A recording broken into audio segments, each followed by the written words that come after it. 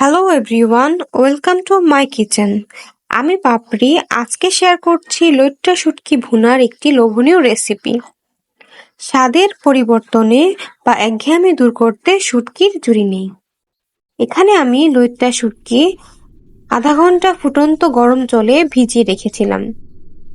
এতে করে শুটকিটা নরম হয়ে গেছে এবং পরিষ্কার করতেও সুবিধা হয়েছে। শুটকির পেটের অংশের মধ্যে অনেক ময়লা থাকে, এটা কিন্তু অবশ্যই ফেলে দিবেন। আর এখানে নিয়েছি হাফ কাপ পেঁয়াজ কুচি আর একটি আলু ছোট ছোট করে টুকরো করে কেটে নিয়েছি। এদিকে কড়াইটাও চুলায় বসিয়ে দিয়েছি। গরম কড়াইতে দিয়ে দিয়েছি সয়াবিন তেল। এই রান্নায় তেলের পরিমাণটা একটু বেশি লাগে। প্রথমেই আলুগুলিকে লালচে করে ভেজে নিচ্ছি।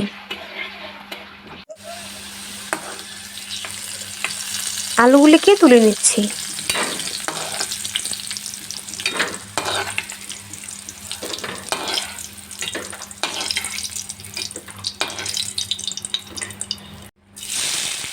একই তেলে দিয়ে দিয়েছি পেঁয়াজ কুচি।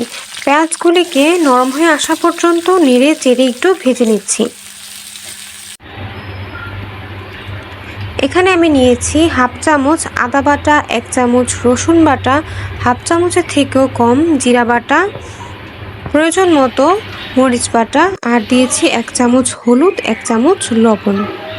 ঝালটা আপনারা আপনাদের পছন্দ মতো দিয়ে দেবেন, তবে শুটকি ভর্তার ঝালের পরিমাণটা একটু বেশি হলেই খেতে ভালো লাগে।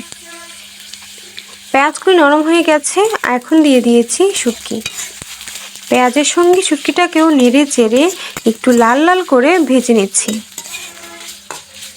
শুটকিটা ভাজা হয়ে আসলে সুন্দর একটা গন্ধ বের হবে।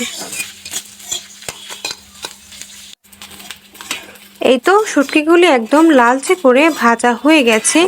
এখন দিয়ে দিব ভেজে রাখা আলু আর মশলাটা।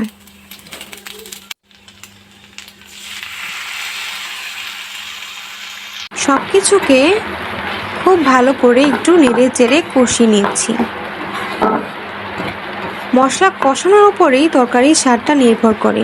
মশলাটা যত ভালোভাবে কষানো যায় তরকারিটা খেতেও তত বেশি ভালো লাগে, তবে অতিরিক্ত কষালেও তরকারির স্বাদটা নষ্ট হয়ে যায়। মশলা থেকে তেলটা ছেড়ে দিলে বুঝতে হবে মশলাটা কষানো হয়ে গেছে। এই পর্যায়ে দিয়ে দিয়েছি খুব সামান্য জল দিয়ে চুলার আঁচটাকে বাড়িয়ে জলটা ফুটে ওঠা পর্যন্ত অপেক্ষা করব। এই তো জলটা ফুটে উঠেছে। এখন ঢাকনা দিয়ে ঢেকে চুলার আঁচটা লোতে রেখে আরো 3 থেকে 4 মিনিট রান্না করে নামিয়ে নিয়েছি লইট্টা শুটকি ভুনা। যারা আমার চ্যানেলটিকে সাবস্ক্রাইব করেছেন তাদেরকে অসংখ্য ধন্যবাদ। আর যারা এখনো আমার চ্যানেলটিকে সাবস্ক্রাইব করেননি, প্লিজ চ্যানেলটিকে সাবস্ক্রাইব করবেন। আর আজকের ভিডিওটি কেমন লেগেছে অবশ্যই কমেন্ট করে জানাবেন।